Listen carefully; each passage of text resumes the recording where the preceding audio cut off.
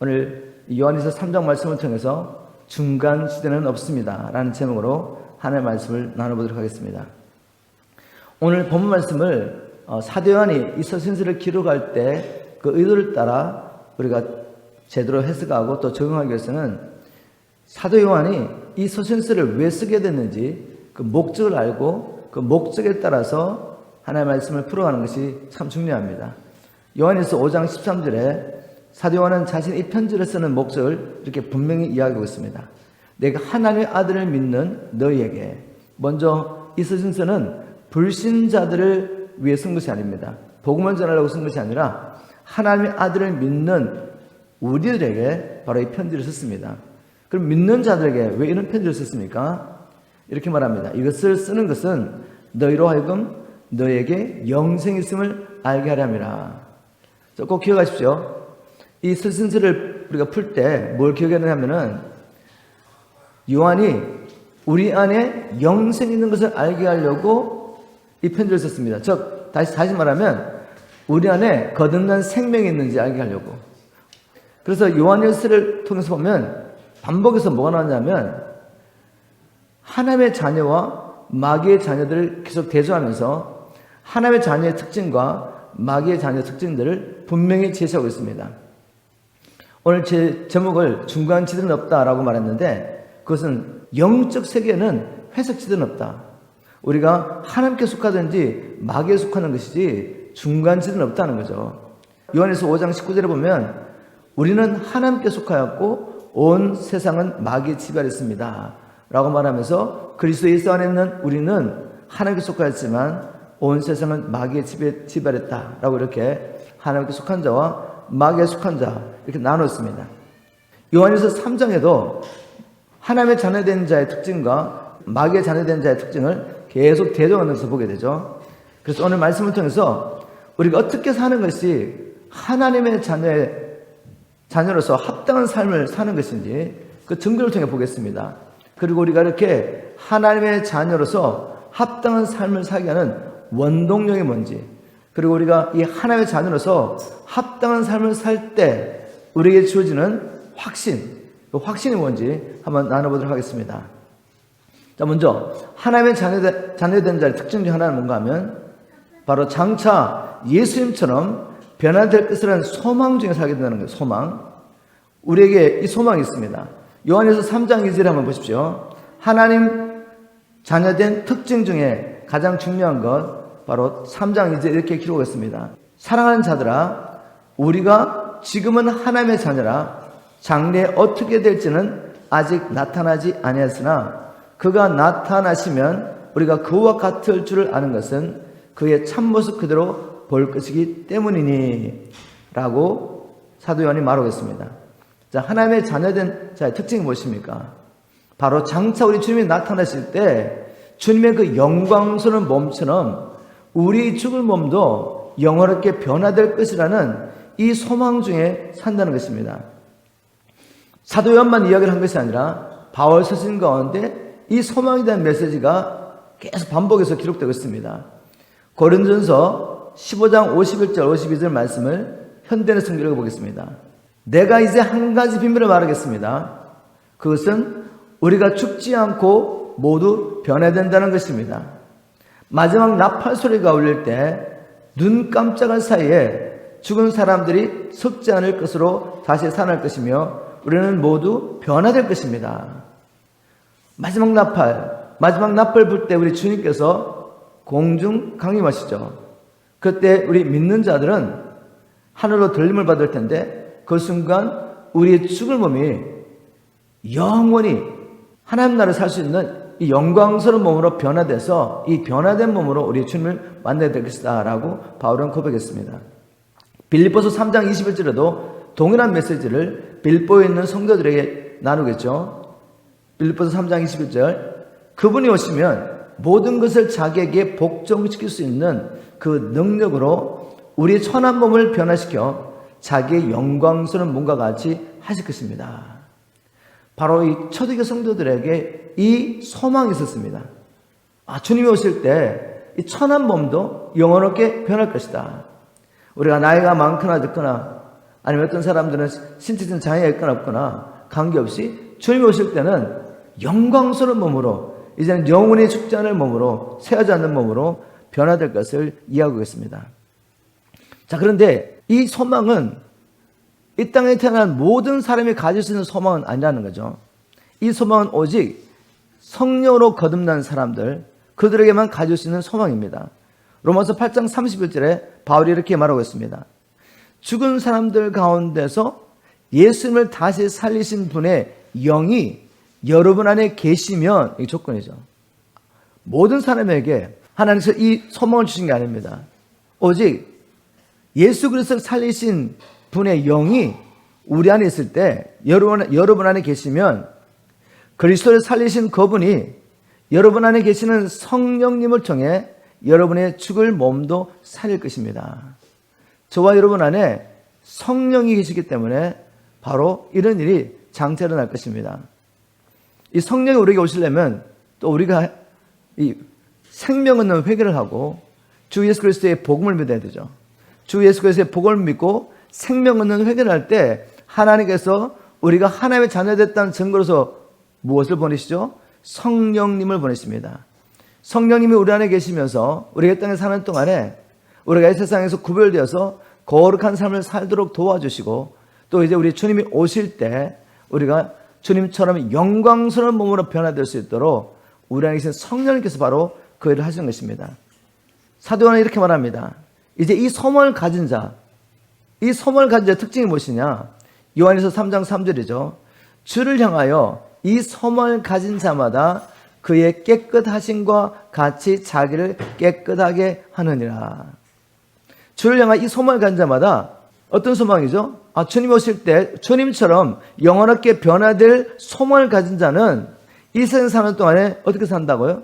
주님이 깨끗하시기 때문에 그분의 깨끗하심 같이 자기를 세상에서 구별하여 깨끗하게 지킨다는 것입니다. 이것은 마치 약혼한 신부가 신랑과 결혼할 날을 기다리면서 자신을 깨끗하게 지키는 것과 같은 원리죠. 만약 우리가 예수를 믿고 이제는 예수 그리스도의 신부가 되어서 주님이 오시는 그날 우리가 혼인잔치에 들어갈 것을 소망하며 산다면 요한은 이렇게 말합니다. 주를 향하여 이 소망을 가진 자마다 그의 깨끗하신 것 같이 자기를 깨끗하게 하느니라. 자, 이처럼 하나님의 자녀된 자의 특징이 무엇입니까? 바로 우리 주님이 다시 오시는 날, 그날을 소망하는 것이죠. 그날에 우리가 주님을 만나기 위해서 주님처럼 영화롭게 변화될 것을 소망하며 이 세상에서 세상 사람과 구별되어서 우리를 깨끗하게 지키며 산다는 것입니다. 여러분, 이런 소망과 이런 구별된 삶이 여러분에 있는지 한번 살펴보십시오. 내 안에 정말 이런 소망이 있는가? 나는 이런 소망 가운데 살면서 이 소망이 나로 하여금 세상과 짝하며 사는 이런 삶에서 나를 지키고 있는지 한번 보시는 것입니다. 자, 두 번째, 또 하나님의 자녀된 특징이 있습니다. 두 번째, 요한은 하나님의 자녀된 자는 계속해서 죄를 짓지 않는다. 계속해서 죄를 지을 수 없다라고 말합니다. 그 이유로서 이렇게 말합니다. 요한일서 3장 4절이죠. 신말 성경. 누구든지 죄를 짓는 자마다 하나님의 법을 어기는 사람입니다. 죄는 곧 하나님의 법을 어기는 것입니다. 다시 말해서 예수 안에서 거듭나 하나님의 자녀가 된 자들은 계속해서 하나님의 법을 어기며 살 수는 없다는 거죠. 계속해서 이렇게 말합니다. 우리가 계속해서 죄를 질 수 없는 이유는 5절에 여러분도 알다시피 그리스도께서 이 땅에 오신 것은 우리의 죄를 없애기 위해서입니다. 참으로 그리스도는 죄 없으신 분이십니다. 죄 없으신 분이 이 땅에 오셔서 왜 죽으셨습니까? 사망이라는 것은 죄의 싹시인데 예수님께서 십자가에서 죽으신 것이죠. 그런데 그 목적이 뭐라고 말합니까? 이것은 우리의 죄를 없이 하기 위한 것입니다. 다시 말해서 죄와 사단의 권세에 살고 있던 우리, 죄 문제를 해결하지 못했기 때문에 죽기를 두려움으로 사망의 권세 잡은 자 마귀에 붙잡혀 살던 우리, 이 죄 문제 해결하기 위해서 우리 주님이 오셨기 때문에 만약 우리가 이런 구원을 경험했다면 우리는 계속해서 죄를 지을 수는 없습니다 라고 말하는 것이죠. 바울도 동일한 진리를 이렇게 말했습니다. 로마서 6장 6절 7절 말씀이죠. 쉬운 성경으로 여러분 이해하기 쉽게 제가 한번 나눠보겠습니다. 우리의 옛자가 그리스도와 함께 십자가에 못 박혀 죽은 것은, 우리 옛자는 아담으로부터 받았던 생명이죠. 육적인 생명, 마귀의 종노를 하며 죄의 종노를 하던 우리가 그리스도와 함께 십자가에 못 박힌 이유, 그것은 죄의 얽매인 몸을 또한 죽여서 더 이상 죄의 노예가 되지 않게 하려는 것임을 우리는 압니다. 그 까닭은 죽은 사람은 이미 죄의 쇠로부터 해방된 것이기 때문입니다. 자, 우리가 이 말씀을 바로 이해하기 위해서 바울이 어떤 배경 가운데서 이 로마서 6장 6절 7절 말씀하고 있는지 이해해야 합니다. 바울은 로마서 5장까지 사람이 율법을 온전히 지킴으로 하나님 앞에 죄 없다함을 받을 수 없다. 하나님 앞에 죄 있는 자로 발견되면 어떻게 됩니까?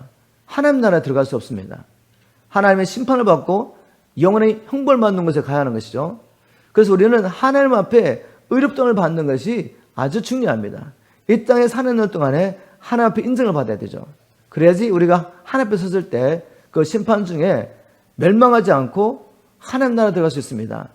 그래서 우리가 하나님 앞에 의롭다함을 받는 것 너무나 중요한데 바울은 이렇게 말합니다. 우리 가운데 아무도 율법을 온전히 지킴으로 하나님 앞에 의롭다함을 받을 육체가 없다. 그럼 우리가 어떻게 하나님 앞에 설 수 있느냐, 마지막 때. 굉장히 중요한데, 오직 하나님의 은혜, 즉 우리가 해결할 수 없는 그 죄의 문제를 하나님께서 자기 아들을 보내셔서 그의 죽으심과 부활하심을 통해서 죄 문제를 해결하시고 우리를 어렵다 하셨다는 것을 증거했습니다. 그래서 오직 하나님의 은혜, 예수 그리스도를 통해서 우리를 구원하시는 하나님의 은혜를 믿음으로 우리는 하나님 앞에 의롭다함을 받고 설 수 있다라고 말했습니다. 자, 이렇게 증거하니까 분명히 이 바울이 증거하는 복음을 외고한 사람이 나타나겠죠. 어떻게 해요? 우리가 행위가 아니라 율법을 온전히 지키는 이런 삶이 아니라 하나님의 은혜를 믿음으로 하나님 앞에 의롭다함을 받기 때문에 이제 내가 이 몸을 통해 죄를 짓는 것은 하나님의 은혜를 더 돋보이게 하는 것이 되지 않겠느냐라고 이 하나님의 복음을 외고할 자가 있다는 것이죠. 바로 그것을 알고 바울이 로마서 6장을 시작합니다. 로마서 6장 1절 이렇게 기록하고 있죠. 그러면 하나님의 은혜를 더하려고 계속 죄를 지어야 하겠습니까? 라고 말합니다. 바로 이렇게 말합니다. 결코 그럴 수 없습니다. 왜? 하나님의 은혜를 믿음으로 의롭다함을 받은 자는 결코 계속해서 죄 가운데 머물 수 없습니까? 이미 죄에 대하여 죽은 우리가 어떻게 죄 가운데 그렇게 그대로 살 수 있겠습니까? 여러분은 그리스도 예수님과 연합하는 침례를 받은 우리가 그분과 함께 죽었다는 사실을 모르십니까? 이렇게 말합니다. 우리가 예수를 믿음으로 의롭다함을 받는 것은 예수를 믿을 때 그리스도와 연합하여 그분이 십자가에서 죽으실 때 우리의 그 옛사람, 죄와 사단의 권세에 붙잡혀서 죄를 지으며 살 수밖에 없는 우리가 그리스도와 함께 죽음을 통하여 처리됐다. 그리고 예수와 함께 연합하여 그분이 부활할 때 이제 우리는 새로운 피조물로 거듭났다는 것입니다. 그래서 이제는 죄와 사단의 권세에서 해방되어서 하나님의 뜻을 따라 살게 하려고 이런 놀라운 구원을 주셨는데, 은혜로 우리가 구원을 받았는데 하나님 앞에 의롭다함을 받았는데 무슨 얘기를 하는 것이냐 라고 말하는 것입니다. 여러분, 이 연합교례는 사람의 지혜로 이해할 수가 없어요. 제가 오랫동안 교회 생활하면서 물론 그때는 성령을 통해 거듭남을 경험하지 못했을 때 항상 질문이 있었습니다. 어렸을 때부터 교회를 다니면서 교리문답하고 예수를 믿음으로 오직 구원을 받고 죄용서를 받고 천국 간다는 것을 믿었지만 항상 마음 가운데 2000년 전에 죽은 예수가 어떻게 나의 죄를 용서할 수 있으며 어떻게 내가 그분과 연합하여 십자가에 죽을 수 있느냐 말입니다. 그분과 연합해서 내가 새롭게 부활할 수 있느냐, 이해가 되지 않죠. 이것은 하나님의 신비에 속하기 때문에 사람은 자기의 지혜로 이것을 결코 알 수 없다고 바울은 이미 선포했습니다. 고린도전서 1장 21절에. 그럼 우리가 어떻게 이 하나님의 신비, 예수 그리스도의 연합을 통해서 우리를 구원하시는 하나님의 신비를 이해할 수 있습니까? 바울은 말합니다. 오직 하나님께서 자기의 성령을 통해 이것을 계시하셨다. 우리는 겸손하게 하나님 앞에 무릎 꿇고 하나님, 나를 구원하시는 하나님의 비밀을 알게 달라고 기도하고 성령을 통해서 이 비밀을 깨달은 줄 믿습니다. 우리가 만약에 성령을 통해서 내가 내 인생의 주인을 사는 것이 창조주 하나님을 향한 죄라는 것을 대장에서 깨닫고 이 죄로 말미암아 죄와 사단의 권세에 살게 되었고 이제 장차 하나님의 심판을 받고 영원히 불못에 던질 수밖에 없다는 것을 깨닫게 됐다면, 그리고 여기서 내가 자유할 수 있는 길이 복음을 통해 들어보니까 오직 예수밖에 없다는 걸 깨닫게 된 거죠. 그래서 여러분이 생명 없는 회개를 하고 예수 그리스도를 믿게 됐다면 하나님 분명히 우리에게 성령을 보내주셨습니다. 저는 이성으로 이해할 수 없지만 성령을 통해 믿게 됐습니다. 깨닫게 됐습니다. 이 길 외에는 다른 길이 없구나. 이게 믿어지니까 깨달아지더라는 거죠. 그리고 삶 가운데 분명히 그 믿음에 대한 증거가 있는 것을 저는 보고 있습니다. 요한은 바로 이 논리로 예수님께서 이 땅에 오신 것은 우리의 죄를 없애기 위해서, 우리를 죄와 사단의 권세에서 해방하기 위해서 오셨구나. 그걸 깨닫고 난 다음에 요한은 이렇게 말합니다. 요한에서 3장 6절. 그 안에 거하는 자마다 범죄하지 아니하나니. 이제 바울은 이 연합의 교리를 말했는데 요한은 거한다는 말을 표현하죠. 주님과 연합하여 사는 자, 주님 안에 있는 자, 그는 범죄하지 아니하나니 범죄하는 자마다 그를 보지도 못하였고 그를 알지도 못하느니라. 여러분, 요한에게 하나님을 안다, 예수를 안다는 말의 의미가 뭔지 아시죠? 요한은 요한복음 17장 3절에서 예수의 말씀을 기록하며 이렇게 말했죠. 영생이 무엇이냐? 영생은 하나님과 그의 보내신 자 예수 그리스도를 아는 것이다 라고 말했습니다. 근데 그 안다는 것은 우리가 생각하는 어떤 누구를 안다 할 때 내가 저 사람 알아 이 정도가 아니라 기노스코라는 단어의 의미는 한 남자와 한 여자가 연합하여 함께 살면서 경험적으로 서로 아는 것을 의미한다고 말했습니다. 그것이 바로 영생인데, 즉 그리스도와 연합함으로 생명이신 그분의 생명을 누리면서 사는 것이 영생이죠. 요한은 이렇게 말합니다. 만일 당신이 죄를 짓고 있다면 하나님을, 예수님을 보지도 못했고 알지도 못했습니다. 이 말은 뭐죠? 당신의 영생이 없습니다. 당신은 구원받는 게 아니에요. 당신의 믿음과 관계없이 당신의 삶은 당신이 구원받지 않았다는 것을 말하고 있습니다. 이 말입니다. 자, 그런데 요한이 말한 주님 안에 거하는 자, 주님을 아는 자, 영생을 받은 자는 죄를 짓지 않는다 라고 말할 때, 자, 이 말을 우리가 오해하면 안 되죠. 그러면 이제 거듭난 사람은 거듭난 후에 한 번 더 죄를 짓지 않습니까? 그래서 우리는 성경을 볼 때 어떻게 봐야 된다? 문맥에서 봐라. 큰 그림 안에서 보고, 그리고 또 혹시 이해가 되지 않는 부분이 있으면 이게 정말 무슨 말이지? 여러 번역을 사용해서 보십시오. 그러면 요한의 의도를 분명히 알 수 있습니다. 요한은 지금 거듭난 자는 결코 거듭난 후에 죄를 짓지 않습니다라는 말을 하는 게 아니에요. 왜냐하면 이미 요한에서 1장 8절에 이렇게 말했습니다. 문맥에서 보면 요한에서 1장 8절에 만일 우리가 죄가 없다고 말하면 스스로 속이고 또 진리가 우리 속에 있지 아니할 것이요. 만약 우리는 죄가 없어, 이제 완전한 자야, 이렇게 말하면 어떻게 되죠? 물론 법적으로는 우리는 죄 없는 의인입니다. 그죠? 그런데 체험적으로 우리가 죄 없다 하면 어떻게 되죠? 우리는 거짓말하는 자요, 진리가 우리 속에 없답니다. 그리고 요한 2장 1절에도 이렇게 말하죠. 나의 자녀들아, 만일 누가 죄를 범하여도 아버지 앞에서 우리에게 대언자가 있으니 곧 의로우신 예수 그리스도시라. 지금 불신자에게 말하는 것이 아니라 요한이 지금 요한일서를 받는 이 교회에게 자녀들이라고 불렀습니다. 그 말은 예수 안에서 영적 자녀된 존재를 향하여 자녀들이라고 말하는 거죠. 우리 자녀들도 범죄할 수 있습니다. 예수님은 우리의 죄를 용서하시기 위해서 십자가에 죽으시고 또 부활하신 후에 성천에서 지금 뭐라고 했죠? 로마서 8장 34절 그리고 히브리서 7장 24절 25절을 보면 우리 예수님은 성천하신 후에 하나님 보좌편에서 계속 뭐라고 계시죠? 우리에서 중보하고 계십니다. 중보. 우리 구원에서 계속 중보하고 계신 거죠. 우리의 죄를 용서해 달라고 우리 예수님은 항상 아버지 앞에 중보하고 계십니다. 이런 중보자가 있기 때문에 우리는 죄를 고백하고 다시 용서받고 하나님 앞에 나갈 수 있다는 말을 한 것입니다. 그래서 요한일서를 보면 우리 구원거리에서 한쪽으로 치우치지 않고 밸런스를 맞출 수 있습니다. 우리 거듭난 후에도 넘어질 수 있습니다.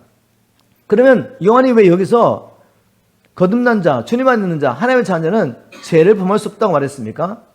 자, 그래서 우리가 다른 번역을 보면 그 말이 죄를 한 번도 안 짓는다는 말이 아니라 계속해서 죄를 범할 수 없다 이 말이죠. 요한에서 3장 6절을 제가 현대로 성경 한번 읽어보겠습니다.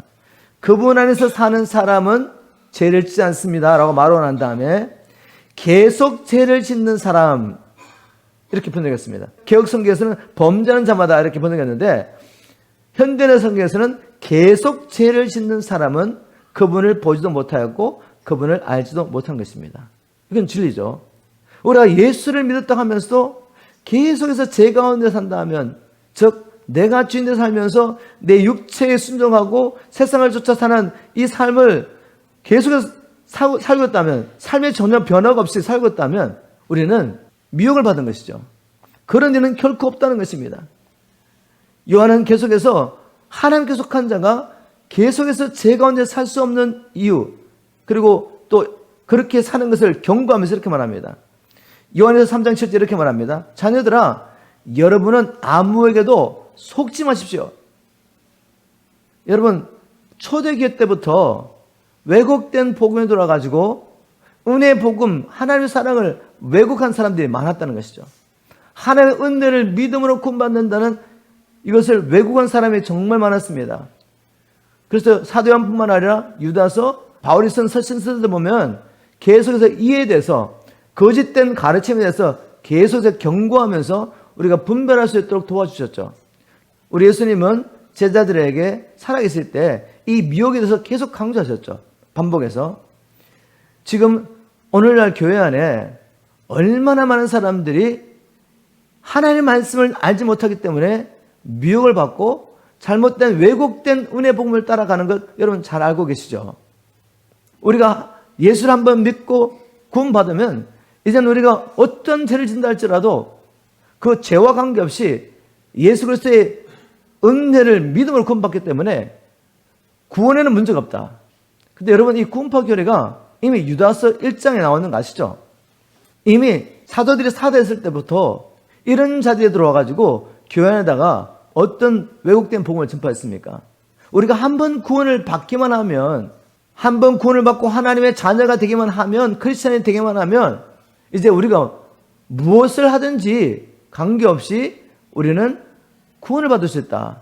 이런 교리를 증거하면서 결국 이 왜곡된 은혜 복음, 잘못된 복음을 따라가면 결과적으로 어떤 일이 일어납니까? 주님을 부인할 수밖에 없어요. 당당하게 담대하게 죄를 짓고도 회개할 생각하지 않습니다. 죄책감도 느끼잖아요. 얼마나 무서운지 모릅니다. 그래서 요한은 이렇게 말합니다. 여러분, 아무에게도 속지 마십시오. 3장 8절 이렇게 말합니다. 그러나 죄를 짓는 사람은 마귀에게 속해 있습니다. 분명하죠? 계속해서 죄를 짓는 사람은 그 삶을 통해 자기 주인이 여전히 이 세상 임금 마귀인 것을 선포했다는 것이죠. 마귀는 처음부터 죄를 짓기 때문입니다. 하나님의 아들이 나타나신 것은 바로 이 마귀를 멸하기 위해서입니다. 하나님의 아들이 왜 나타났다고요? 우리를 범죄케 하고 범죄한 우리를 이제는 범죄한 우리 삶 가운데 왕노릇하며 우리를 끌고 가고 있는, 지옥 끌고 가고 있는 이 마귀를 멸하러 주님이 오셨다는 것이죠. 어떻게 멸하셨습니까? 그분의 죽으심을 통해 우리의 죄를 용서하고 이제는 그분이 죽음 가운데 부활하심으로 사망의 권세자 마귀의 머리를 깨트리시고 누구든지 자기를 의지하여 오는 자를 죄와 사단의 권세에서 해방시키심으로 마귀를 멸하신 것입니다. 3장 9절에 하나님의 자녀는 계속해서 죄를 지을 수 없는 일을 또 이렇게 말합니다. 하나님의 자녀들은 계속해서 죄를 짓지 않습니다. 이것은 하나님의 씨가 그 속에 있기 때문입니다. 그는 하나님에게서 태어났으므로 계속 죄를 지을 수가 없는 것입니다. 여러분, 거듭난 자에게는 아들의 생명이 있습니다. 아들의 생명을 가지고 있는 자는 계속해서 죄를 지을 수 없다라고 요한은 분명히 선포하겠습니다. 이제 사도 요한은 하나님의 자녀와 마귀의 자녀를 확실히 구별할 수 있는 분명한 기준을 우리에게 제시합니다. 그것이 바로 요한에서 3장 10절 말씀입니다. 제가 한번 현대의 성경을 읽어보겠습니다. 하나님의 자녀와 마귀의 자녀를 구분하는 분명한 기준. 이건 제 말이 아니라 성령의 감동을 받은 사도 요한의 메시지입니다. 이것으로 하나님의 자녀들과 마귀의 자녀들이 분명하게 구별됩니다. 무엇으로요? 의로운 일을 하지 않는 사람이나 형제를 사랑하지 않는 사람은 하나님의 자녀가 아닙니다. 여러분, 무엇이 하나님의 자녀와 마귀의 자녀를 구분하는 기준이라고요? 내가 의를 행하느냐, 불의를 행하며 살고있느냐, 내가 형제를 사랑하느냐, 아니면 나 자신을 사랑하며 살고있느냐, 이것이 우리가 하나님께 속했느냐, 마귀에 속했느냐의 기준입니다. 내가 어떤 교회 교리를 믿고 있느냐, 거기에 동의하느냐가 아니에요. 물론 교리, 바른 교리 믿어야죠. 근데 믿음이라는 것은 내 마음 안에 일어나는 현상인데, 내가 내 마음에 내가 정말 믿었는지 안 믿었는지 알 수 있는 방법이 없는 애 말이죠. 있습니다, 여러분. 다른 사람을 볼 것이 아니라 내가 정말 예수 그리스도를 믿음으로 거듭났는지 안 났는지, 이건 영의 세계에서 일어난 일인데, 내 안에서 일어난 일인데, 이거 알 수 있는 방법이 있다는 것입니다. 내가 의로운 삶을 살고 있느냐, 아니면 여전히 불의한 삶을 살고 있느냐. 이 의로운 삶이라는 건 뭐죠? 하나님의 말씀에 순종하는 삶이죠. 아니면 하나님의 말씀에 불순종을 살고 있느냐, 아니면 형제를 사랑하며 살고 있느냐, 아니면 여전히 내 사랑 가운데 빠져 살고 있느냐. 우리 얼마든지 겉으로는 선하게 보이고 남을 섬기는 것처럼 보이지만, 우리 하나님은 뭘 보신다고요? 중심을 보시는 것입니다. 우리가 하나님 앞에 나가서 기도를 하고 예배를 드리고 금식을 하고 11절 드리고 구제를 하면서도 우리는 불의를 행할 수 있습니다. 뭐 때문에요? 내 마음의 동기 때문에. 내가 이것을 왜 하느냐? 정말 하나님을 사랑하고 이웃을 사랑으로 하고 있느냐? 아니면 내 사랑으로 일을 하고 있느냐? 나를 사랑해서 여전히 사람에게 인정과 칭찬을 받으려고 이 일을 하고 있는지 우리 주님은 아십니다. 우리도 알 수가 있죠. 근데 여러분, 겉으로 아무리 경건한 것 같고 다른 사람에서 모든 걸 내어놓는 것 같지만 그 안에 사랑이 없다면, 하나님의 사랑으로 하나님을 사랑하고 이웃을 사랑이 없는 것은 여전히 뭐죠? 죄입니다, 죄. 이거 아시나요, 여러분? 왜 우리 예수님께서 율법사들과 바리새인들에게 화를 7번 선포하셨습니까? 그들은 겉으로 보면 우리보다 더 열심히 기도하는데, 하루 3번 시간 정해놓고 그 자리에 나가서 기도하시는 분이 계십니까? 길을 걷다가도 내가 정한 시간에 그 자리에 서서 기도를 하는 거죠. 이게 바리새인이었습니다. 일주일에 여러분 2번 금식 꼬박꼬박 하신 분 계세요? 바리새인은 그렇게 살았어요. 성경 다 배우는 분 계십니까? 바리새인은 성경 다 배웠습니다. 정말 모든 것에 11절을 들은 분 계세요? 바리새인은 철저하게 모든 것에 11절 들었습니다. 우리 가운데 습관적으로 구제하는 분이 계십니까? 바리새인은 그렇게 살았어요. 그런데 하나님은 이걸 죄라고 말씀하세요. 왜? 겉으로 드러난 모양이 중요한 게 아니라는 거죠. 네가 어떤 동기에서 이것을 했느냐? 하나님을 사랑하고 형제를 사랑함으로 일을 했느냐? 아니면 네 사랑과 너를 사랑하며 일을 했느냐? 이걸 묻는 것이죠. 하나님 분명히 말씀하십니다. 하나님의 자녀와 마귀의 자녀를 구분하는 것은 바로 하나님을 사랑하고 이웃을 사랑함으로 우리가 어떠한 삶을 살았느냐, 이것을 구분할 수 있다고 말합니다. 여기서 제가 에덴 동산에 일어났던 일을 잠깐 나누면서 이게 왜 이렇게 중요한가? 즉, 우리가 하나님의 사랑으로 하나님을 사랑하고 이웃을 사랑하는 것이 왜 이렇게 중요한가? 이것이 또한 하나님께서 우리를 구원하신 목적이라는 것을 나누고 싶습니다. 하나님께서 모든 만물을 창조하시고 마지막에 사람을 창조하실 때 어떻게 창조했다고 성경 기록하고 있죠? 하나님의 모양대로, 하나님의 형상대로 사람을 창조했다고 말씀하셨습니다. 원래 우리는 하나님의 형상대로 지음을 받은 존재인 거죠. 하나님의 형상이 무엇입니까? 요한에서 4장 8절에 하나님은 무엇이라고 선포하고 있죠? 하나님은 사랑이시다라고 선포합니다. 하나님의 속성은 사랑이 있습니다. 그게 하나님의 형상이에요. 그렇다면 우리가 하나님의 형상대로 지음을 받았기 때문에 원래는 우리는 하나님처럼 사랑인 존재입니다. 근본이 사랑이에요, 사랑. 우리의 형상은 사랑이었습니다. 이것을 우리가 이해하려면은 그게 뭐지? 우리가 하나님처럼 사랑이라는 이 의미가 뭐냐, 그죠? 우리의 형상이 사랑이라는 것. 이걸 보여주고 나타내신 분이 누구십니까? 예수님이시죠, 예수님. 예수님 이 땅에 오셔서 보이지 않는 하나님의 형상을 보이신 분입니다. 그래서 고린도서 4장 4절에는 그리스도는 하나님의 형상을 말했죠. 그럼 그분은 어떻게 하나님을 보여주셨습니까? 철저하게 자기를 부인하고 하나님을 사랑하고 그리고 형제를 사랑하고 어떻게 살았습니까? 이 땅에 사는 동안에 한 말씀도 자기 임의대로 하신 말씀이 없어요. 오직 아버지의 말씀만을 전했습니다. 그리고 형제를 사랑함으로 죽기까지 십자가에 못 박히면까지 하나님께 순종하고 형제를 사랑하는 표현을 하셨죠. 즉 예수님은 사랑이셨습니다. 여러분 이해하십니까? 우리가 하나님의 형상으로 칭을 받았다는 것은 바로 이렇게 살도록 칭을 받은 것입니다. 철저히 나를 부인하고 내가 사는 이유가 바로 옆에 있는 아내와 남편을 위해서 이웃을 행복하게 하고 기쁘게 하려고 섬기려고 살고 있는 것입니다. 이게 에덴이었습니다. 우리 예수님 말씀 가운데도 이런 이야기가 나오죠. 이제 제자들이 이 메시아 관에 대해서 오해하고 예수님께서 예루살렘에 가시면 하나님 나라 곧 임하고 그래서 그 메시아 왕국 하나님 나라가 이 땅에 임할 줄 알았습니다. 그래서 그 나라가 임했을 때 누가 크나 다퉜습니다. 그걸 보시면 주님이 뭐라고 말씀하셨죠? 얘들아, 하나님 나라는 세상 나라와 달라. 세상의 나라는 권세 있는 자가 권세를 가지고 자기 권세 있는 사람들을 부리며 자기 사랑, 자기를 위해서 모든 걸 취하지만 하나님 나라 어떤 나라라고요? 내가 가지는 권세를 가지고 내가 가지는 모든 걸 가지고 내 이웃을 위해서 모든 걸 내어주는 나라가 섬기는 나라가 하나님 나라입니다. 이게 하나님 나라예요. 그런데 이 나라가 한때 이 땅에 존재했던 때였다는 거죠. 에덴 동산. 에덴 동산에서 하나님의 형상이 깨어지지 않은 상태에서 아담과 하와는 이렇게 살았습니다. 여러분 이해가 되십니까? 이게 지상 낙원이었죠. 그런데 이 하나님 나라가 무너지는 사건이 일어납니다. 마귀가 와서 유혹을 하죠. 얘들아, 이 선악과를 먹는 날은 너희가 죽는 것이 아니라 너희들도 하나님처럼 되어서 선악을 구분할 수 있어. 이 말을 들었을 때 갑자기 하나님과 이웃만을 바라보며 섬기던 이 아담과 하와의 마음과 뭐가 어디에 집중이 하죠? 어디에 초점이 맞춰지죠?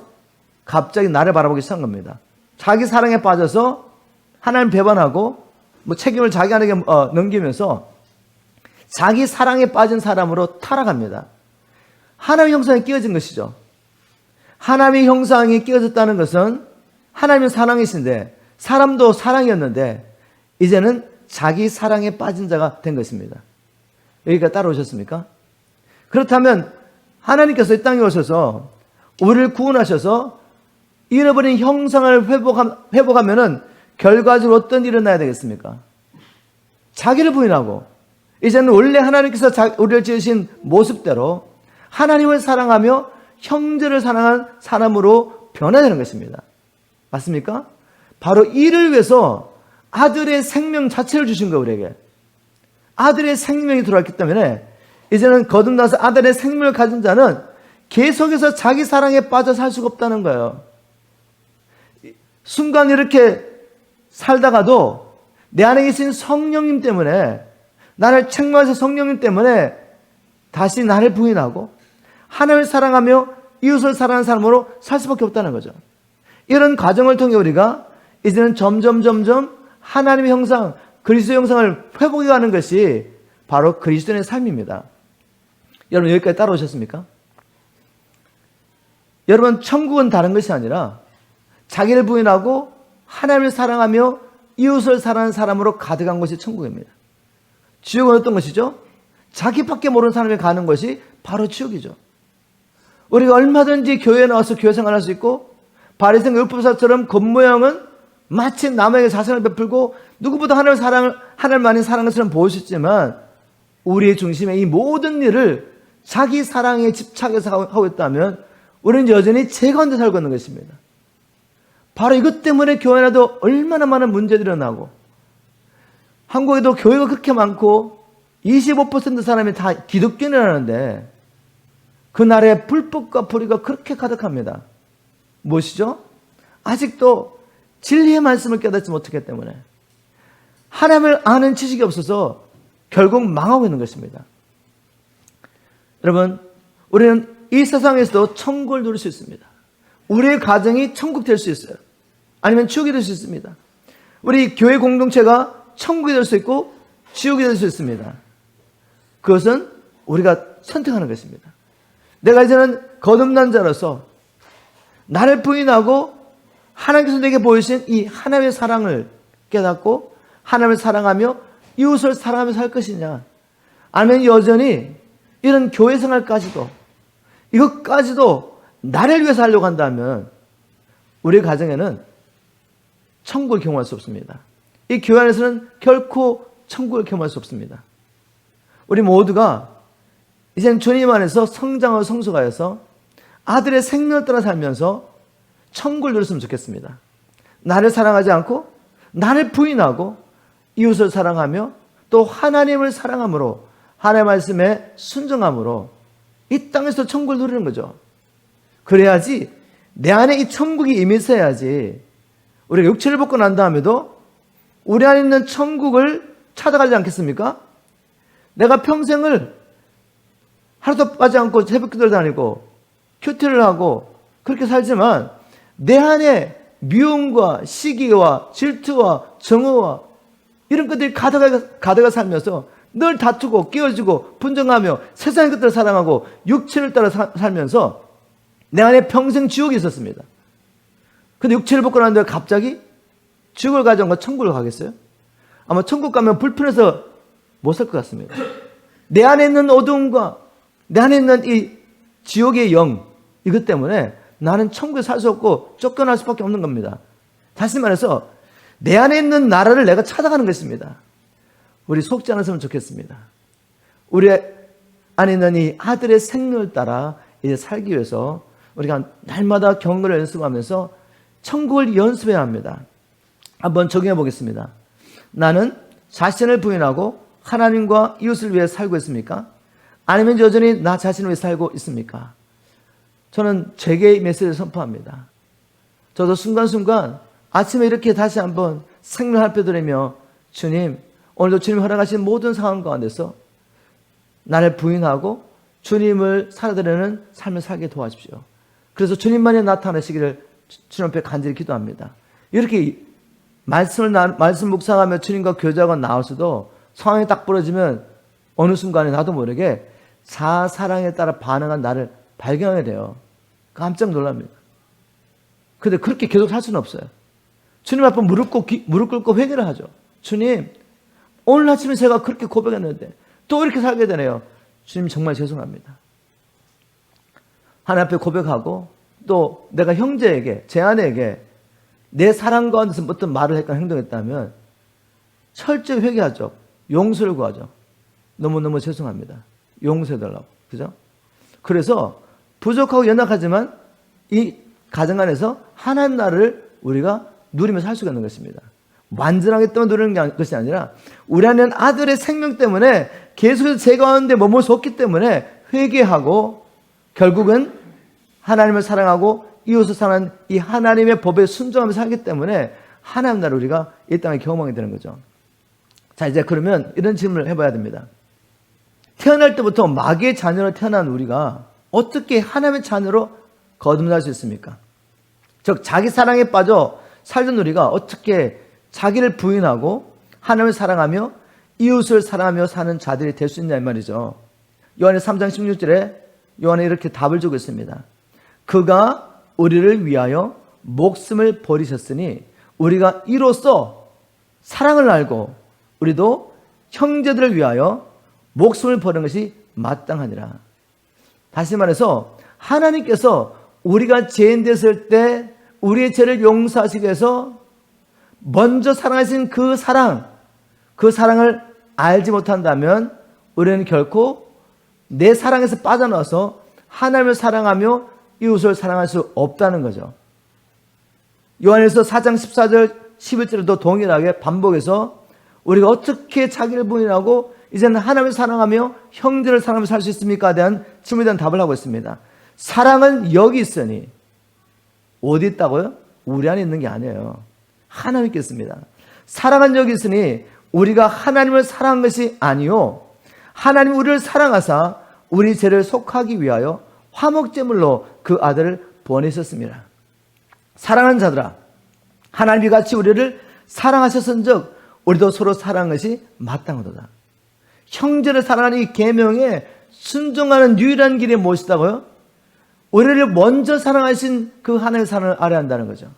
우리의 죄를 용서하기 위해서 하나님이 다른 방법을 택한 것이 아니라 하늘과 땅을 창조하신 창조자 하나님 한 분뿐이신 하나님의 아들을 혈과 육을 가진 몸으로 이 땅에 보내셔서 우리의 죄를 위하여 십자가에 죽으심으로 우리 죄를 용서하신 이 하나님의 사랑을 알지 못한다면 우리는 결코 나를 부인할 수 없다는 거죠. 하나님을 사랑하며 이웃을 사랑함으로 살 수 없다는 것입니다. 여러분, 이 사랑이 우리는 날마다 새롭게 계셔야 됩니다. 마치 영의 양식처럼 하나님의 사랑과 은혜가 날마다 우리에게 공급되지 않으면 자기 부인할 수 없습니다. 하나님을 사랑하며 형제를 사랑하며 살 수가 없다는 거죠. 영적인 양식은 우리가 날마다 먹는 양식과 똑같습니다. 우리가 육의 몸이 있는 것처럼 영의 몸이 안에 있습니다. 이 영의 몸으로 우리가 하나님을 섬기며 형제를 섬기며 하나님의 뜻을 이루며 사는데 내 안에 있는 영의 몸을 날마다 먹이지 않으면 어떻게 되겠습니까? 힘이 없죠. 여러분, 날마다 노동을 하는 사람이 갑자기 밥을 한 번 못 해되겠어요? 일을 할 수가 있겠습니까? 한 일주일만 한번 굶어 보십시오. 평상시 일상적으로 하던 일을 할 수 있는지 없는지. 우리 일주일만 굶어도 육의 몸을 하던 일을 할 수가 없어요. 그럼 영의 몸은 어떻게 됩니까? 일주일이 아니라 한 달이 아니라 막 1년씩 굶고 있으면 어떻게 됩니까? 먹기는 먹는데 일주일에 한 번씩 와서 겨우 목사님이 전하신 말씀을 듣고 겨우 먹어요. 이게 별로 도움이 되지 않습니다. 어떨 때는 소화도 못 시켜요. 그래서 어떻게 합니까? 살 수가 없는 것이죠. 이 하나님의 사랑은 날마다 우리에게 양식처럼 계시되어야 합니다. 그래서 바울은 이미 예수를 믿고 거듭난 에베소 교회 성도들에게 모든 성도들과 함께 지식에 넘치는 사랑을 알아. 하나님의 사랑의 길이와 넓이와 높이와 깊이가 어떠함을 깨달아. 하나님의 모든 충만하심으로 너에게 충만하기를 원하노라. 하나님의 사랑의 계시를 위해서 기도한 거죠. 하나님, 에베소 교회 성도들에게 지혜와 계시를 주셔서 하나님을 더 알게 도와주십시오. 여러분, 이스라엘 백성이 망한 것은 하나님 백성으로 말하면서도 하나님을 아는 지식이 없어서 망한 것을 아십니까? 호세아가 부르짖지 않습니까? 아, 내 백성이 망했는데 지식이 없어 망했구나. 하나님을 아는 지식이 없어서 하나님 백성이 망한 것입니다. 하나님의 말씀을 순종할 수 있는 능력은 하나님을 아는 지식에서 오는데, 날마다 이 양식을 먹어야 되는데, 세상의 일은 분주한데 내 영의 몸을 관리하는 데는 내가 너무나도 나태해서 결국 죽는 데까지 간 것입니다. 우리에게 이런 일이 없기를 주님을 축복합니다. 이 진리의 말씀을 깨닫고 날마다 하나님의 양식, 하나님의 사랑과 은혜를 먹으며 하나님의 말씀에 순종하는 저와 여러분 되기를 주님을 축복합니다. 요한은 계속 말합니다. 너희들 이렇게 머리를 알고 끝나면 안 돼. 말과 혀로만 사랑하지 말고 행함과 진실함으로 해라. 우리가 이런 메시지 듣고 있으면 마치 내가 다 사는 것처럼 여긴다는 거죠. 근데 여러분 아시나요? 알면서 듣기만 하고 행하지 않으면 점점 여러분 미혹이 강하게 밀려옵니다. 여러분의 마음은 점점 어두워져요. 야고보서 1장 22절에 기록되어 있죠. 너희는 도를 행하는 자가 되고 듣기만 하여 자기를 속이는 자가 되지 말라. 우리 가운데 아무도 듣기만 하고 행하지 않으므로 마음이 더욱더 어두워지고 자기를 속이는 자가 없기를 주님을 축복합니다. 그래서 요한일서 3장 17절 18절에 사도 요한이 이렇게 권합니다. 누가 이 세상의 재물을 가지고 형제의 궁핍함을 보고 도와줄 마음을 닫으면 하나님의 사랑이 어찌 그 속에 거하겠느냐. 자녀들아, 우리가 말과 혀로만 사랑하지 말고 행함과 진실함으로 하자. 우리 마지막 때 하나님의 사랑과 은혜를 경험하고 우리가 행함과 진실함으로 하나님을 섬기며 이웃을 섬기기를 주님을 축복합니다. 재정적으로 부족한 부분을 도와줘야 되고 가장 중요한 것은 무엇입니까?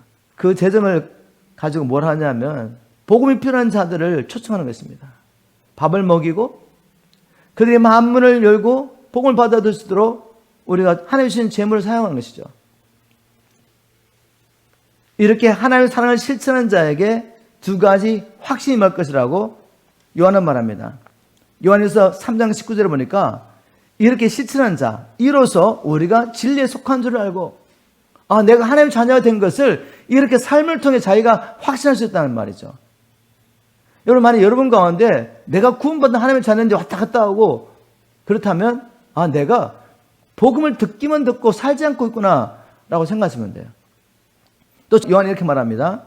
하나님의 말씀에 순종하며 믿음을 따라 사는 자에게 주신 확신, 무엇이든지 구하는 바를 그에게 받나니 이는 우리가 그의 계명을 지키고 그 앞에서 기뻐하는 것을 행함이라.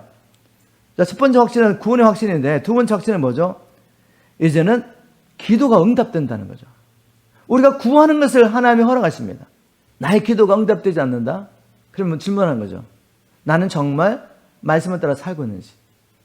말씀을 따라 살고 있지 않는데도 어떤 응답이 온다면 그것은 하나님께로부터 온 응답을 할 수가 없죠. 우리를 속이기 위해서 마귀가 던져주는 것입니다. 미끼입니다. 미끼. 여러분, 하나님께 순종한 자에게 구원의 확신과 함께 기도 응답을 허락해 주셨습니다. 마지막으로 한번 적용해 보겠습니다. 나의 삶 속에는 내 안에 아들의 생명이 있다는 분명한 증거들이 있습니까? 나는 하나님을 사랑함으로 그분의 계명에 순종하며 살고 있습니까? 한번 여러분에게 물어보십시오. 오늘 제 말씀의 제목은 영적인 세계는 중간지대가 없다라고 선포했습니다. 한번 오늘 말씀을 마음에 한번 새기면서 이 시간 기도하는 시간을 가질 텐데, 우리는 이 땅에 하나님의 자녀로 살든지 아니면 마귀의 자녀로 살든지 둘 중에 하나 선택의 여지가 있는 것 뿐이지 중간지대 없다고 말했습니다. 하나님의 자녀된 특징이 무엇입니까? 이 세상에 소망을 두지 않고 산다는 것이죠. 오직 주님 오신 그날 우리 천한 몸이 주님의 몸처럼 변화될 것을 소망하며 자기 자신을 세상과 구별하고 깨끗하게 지킨다고 말했습니다. 그리고 하나님의 자녀들은 우리 안에 아들의 생명이 있기 때문에 계속해서 죄를 짓는 것이 불가능하다. 대신 자기를 부인하고 하나님을 사랑하며 이웃을 사랑하며 살게 된다고 말씀드렸습니다. 우리가 이렇게 자기를 부인하고 하나님을 사랑하며 이웃을 사랑하며 살 수 있는 것은 그 사랑이 우리에게는 없다고 말씀드렸죠. 하나님께서 먼저 우리가 죄인 됐을 때 자기 아들을 주심으로 그 사랑을 우리에게 계시해 주셨고, 우리는 성령을 통해 그 사랑이 우리 안에 부음받기 때문에 이러한 삶이 가능하다고 말씀드렸습니다. 자, 오늘 이 메시지를 다 들어보니까 결국 우리가 이 땅에서 하나님의 자녀답게 살기 위해서는 우리 힘과 능력이 아니라 무엇이 필요하죠? 하나님의 사랑과 은혜가 우리 안에서 성령을 통해 계속해서 부어지는 일이 필요합니다. 여러분, 일이 그냥 가만히 있으면 그냥 되나요? 겸손히 우리가 하나님 앞에 날마다 나아가서 이스라엘 민족들이 날마다 이런 양식을 하늘로부터 공급을 받은 것처럼 우리의 영적인 양식을 날마다 하늘로부터 공급받고 그 힘과 그 은혜로 살게 되는 것입니다. 정말 주님 오시는 날이 가까울수록 우리가 모이기를 피하는 어떤 사람들의 습관처럼 모이는 일을 피하지 않고 더욱더 모이기를 힘쓰기를 주님으로 축복합니다. 그리고 세상 끊임없이 우리의 마음을 세상의 것들을 바라보게 하지만 우리는 마음을 정하고 경건을 훈련하기를 주님으로 축복합니다. 그리고 저는 이렇게 기도합니다. 주님, 우리에게 지혜와 계시를 주셔서 하나님을 통하게 도와주십시오. 이스라엘 백성들처럼 우리가 지식이 없어 망하는 일이 없도록 도와주십시오. 지혜와 계시의 성령을 부어주셔서 하나님의 놀라운 크신 사랑을 우리에게 부어주십시오. 오늘 이 시간에 또 이렇게 애통해하며 가난한 심령으로 하나님 앞에 나와서 간절히 기도할 때 하나님께서 실제적으로 이 사랑을 우리에게 부어주시기를 주님으로 축복합니다.